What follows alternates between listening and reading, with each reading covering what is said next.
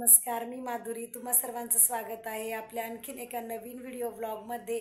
तर मैत्रिणींनो, माझा हा व्हिडिओ तुम्ही पहिल्यांदा बघत असाल तर अशाच नवनवीन व्लॉग्स व्हिडिओसाठी आपल्या माधुरीज रेसिपीज अँड व्लॉग चॅनलला नक्की सबस्क्राईब करा. या चॅनलवरती मी रोजच व्लॉग्स व्हिडिओ त्याचबरोबर नवनवीन रेसिपीज अपलोड करत असते. त्यासोबतच बेल आयकॉनही प्रेस करा जेणेकरून माझ्या व्हिडिओचे नोटिफिकेशन सर्वात पहिले तुम्हाला मिळेल. तर आजच्या व्हिडिओ थ्रू मी तुमच्यासोबत भोगी स्पेशल थाळीची रेसिपी शेअर करणार आहे. त्याचबरोबर बऱ्याचशा गोष्टी मी शेअर करणार आहे. चला तर मग व्हिडिओ स्किप न करता संपूर्ण बघा.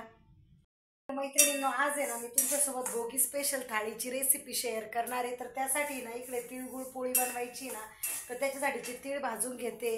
त्याच्यानंतर जी भोगी स्पेशल भाजी बनवायची तर त्याच्यासाठीच्या सर्व भाज्या वगैरे मी कट करून इथं ठेवलेल्या आहे. तर या अशा सगळ्या भाज्या आहेत. त्याच्यानंतर यामध्ये ना अखंड वांगे ॲड करणार आहे मी. तर या पद्धतीने अशी वांग्याची पोटं फोडून वांगे पण मस्त हे करून घेतलेले आहेत, कट करून घेतलेले. चला आता सुरू करूया आपली भोगी स्पेशल थाळीची रेसिपी. तर भोगी स्पेशल थाळी बनवताना सर्वात पहिले भाजीची तयारी करून घेते. तर ना गॅसवरती तवा ठेवला गरम व्हायला. तवा गरम झाला, त्याच्यात थोडंसं तेल घातलं. त्याच्यानंतर त्याच्यामध्ये ना बारीक कट करून घेतलेलं खोबरं घातलेलं आहे. तर खोबरं आपल्याला व्यवस्थितपणे खरपूस तळून घ्यायचं आहे. खोबरं व्यवस्थित खरपूस झालं ना की यामध्ये ना ज्या आपल्या हरभऱ्याची डाळ असते ना ती थोडीशी ॲड केली. जवळजवळ 3 चमचे एवढी हरभऱ्याची डाळ ॲड केली. ती आपल्याला खरपूस भाजून घ्यायची आहे. त्याच्यानंतर याच्यामध्ये ना 3 चमचे एवढे तीळ घालून घेतले. तीळही आपल्याला व्यवस्थितपणे भाजून घ्यायचे. आता सर्व पदार्थ व्यवस्थित भाजून झाले. पुन्हा त्या तव्यावरतीच आहे ना तर आपल्या गरजेनुसार म्हणजे आपल्याला कितपत तिखट पाहिजे त्या अंदाजानुसार आहे ना हिरवी मिरची ॲड करायची आहे. ती व्यवस्थित तेल टाकून भाजून घ्यायची आहे. त्याच्यानंतर आहे ना मी गॅसवरती 3 कांदे भाजून घेतलेले होते. ते कांदे, थोडंसं अद्रकचा तुकडा आणि लसण आणि कोथिंबीर टाकली, ती व्यवस्थित भाजून घेतली. आता ह्या सर्वांची आपल्याला पेस्ट काढून घ्यायची आहे मिक्सरमध्ये पाणी घालून. तर पेस्ट काढून घेतली. त्याच्यानंतर गॅसवरती ना एक पातेल्यात तेल घातलं. त्याच्यामध्ये थोडीशी हळद घातली आणि जो मसाला वाटण केलेलं होतं ना आपण ते वाटण घालून घेतलं. तर कुठलीही ना मसाला भाजी बनवताना ना जर आपण तेलामध्ये आधी हळद टाकली ना तर जी भाजी तिला तर्री खूप भारी येते. आता ना हा मसाला आपल्याला मस्त असं तेल सुटेपर्यंत व्यवस्थित तळून घ्यायचा आहे. त्याच्यानंतर याच्यामध्ये ना 2 चमचे कांदा लसूण मसाला आणि 2 चमचे ना घरगुती काळा जी मसाला असतो ना तर तो ॲड करून घेतला. त्याच्यानंतर तो व्यवस्थित तेल सुटेपर्यंत तळून झाला. त्याच्यानंतर याच्यामध्ये ना तर जो आपला वाल, त्याच्यानंतर गाजर, बोरं, त्याच्यानंतर आपल्याला ह्याच्यामध्ये पालक, वाटाणा, ओला हरभरा, त्याच्यानंतर ओले शेंगदाणे, वांगं अशा बऱ्याचशा भाज्या ॲड कराव्या लागतात. तर आहे ना ह्या सर्व भाज्या मी कट करून आधीच ठेवलेल्या होत्या. त्या सर्व भाज्या ॲड केल्या. त्याच्यानंतर गरजेनुसार पाणी ॲड केलं, चवीनुसार मीठ टाकलं. तर आहे ना बाकीच्या भाज्या घालताना बोरं राहिले होते तर वरतून मस्त बोरं आणि कोथिंबीर घालून घेतली. याला शिजायला ठेवून दिलं. त्याच्यानंतर आज मस्त अशा ना गरमागरम तीळ लावून भाकरी बनवायच्या आहेत. तर आहे ना आता मस्त अशा गरमागरम तीळ लावून भाकरी बनवून घेणार आहे. भात ऑलरेडी रेडी झालेला आहे. तर आपले सण समारंभ बघा तुम्ही कसे, कारण या दिवसामध्ये ना तर ह्या सर्व रानभाज्या असतात ना त्या मुबलक प्रमाणामध्ये मिळतात. तर यातल्या बऱ्याचशा भाज्या अशा आहेत की फक्त ह्याच सीझनमध्ये मिळतात.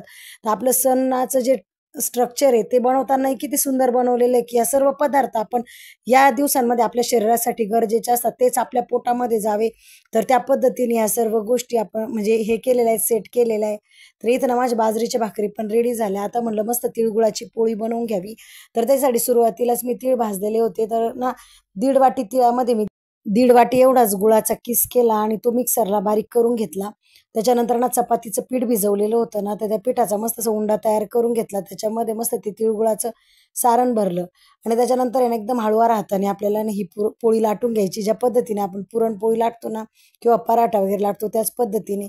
आणि मस्त आहे ना तूप वगैरे लावून याला दोन्ही साईडनी मस्त भाजून घ्यायची आहे. तर ही पोळी खायला इतकी सुंदर लागते आपल्या याच्यासोबत दुधा वगैरे सोबत. आणि मी ना ज्यावेळेस भोगी स्पेशल थाळी बनवते ना त्याच्यामध्ये ही पोळी बनवतेच. बऱ्याच भागांमध्ये अशी पोळी बनवण्याची, त्यानंतर तिळगुळाची करंजी वगैरे बनवण्याची पद्धत असते. तर स्पेशली आम्हाला ही पोळी अशी सण नसला तरी आम्हाला ही पोळी खायला खूप आवडते. तर तिळगुळाची पोळी रेडी झाली. त्याच्यानंतर म्हटलं आता तिळगुळ पट्टी बनवून घ्यावी.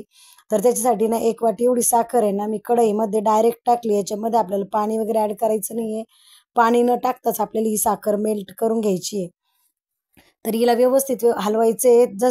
जसं हलवत जातो ना आपण तशी ती कॅरमलाइज होती म्हणजे वितळती. आता साखर वितळली.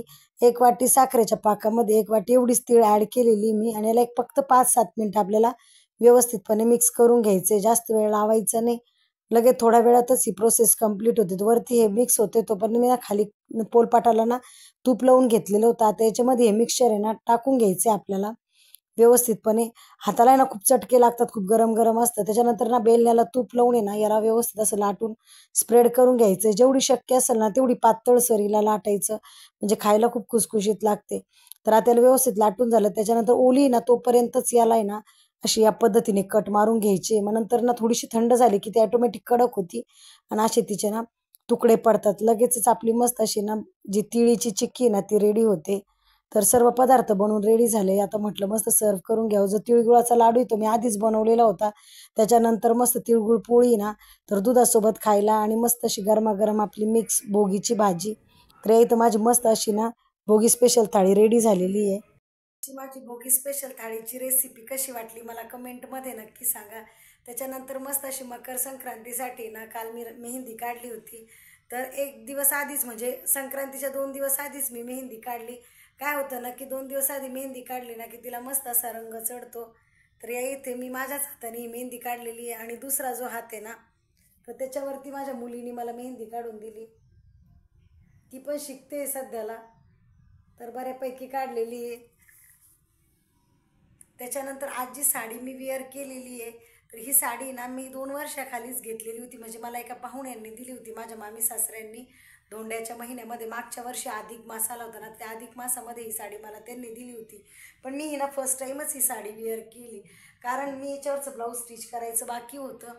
मग आत्ता ना दिवाळीनंतर मी बरेचसे जवळजवळ 15-20 ब्लाऊज घरी स्टिच केले. कारण सध्या आहे ना बाहेर शिलाईचे रेट एवढे झालेले की बाहेर म्हणजे एक ब्लाऊज जर शिवायचं म्हटलं ना जवळजवळ 200-250 रुपये द्यावं लागतात. तर मी लग्नाच्या आधी ना ब्लाऊज शिकले होते. नंतर लग्न झाल्यावरही बरेच दिवस मी ब्लाऊज शिवले, पण नंतर शाळेमध्ये जॉबला लागले. मग कामाचा खूप गोंधळ व्हायचा, ट्युशनचे मुलं, त्याच्यानंतर जॉबला जावं लागायचं.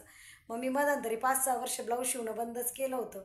मग आता यावर्षी म्हटलं इतकी ब्लाऊजची शिलाई सध्याला वाढलेलं आहे ना, एवढे पैसे घालायला परवडत नाही. म्हणून ह्या वर्षी ना जेवढे दिवाळीतल्या साड्या होत्या त्याच्यानंतर अशा बऱ्याच साड्या होत्या, वर्ष दीड वर्षापासून ब्लाऊज शिवायचे बाकी होते, फक्त शिलाई वाढल्यामुळं. तर मग हे ब्लाऊज मी घरी शिवलं आणि मोबाईलवरती बघून मी स्लीव आहे ना ह्याची कटिंग केली. मी ज्यावेळेस शिकले होते ना ब्लाऊज शिवायला त्यावेळेस असे फॅशनेबल ब्लाऊज वगैरे स्टिच करण्याची पद्धत नव्हती, जास्त सिम्पलच ब्लाऊज घालायचे.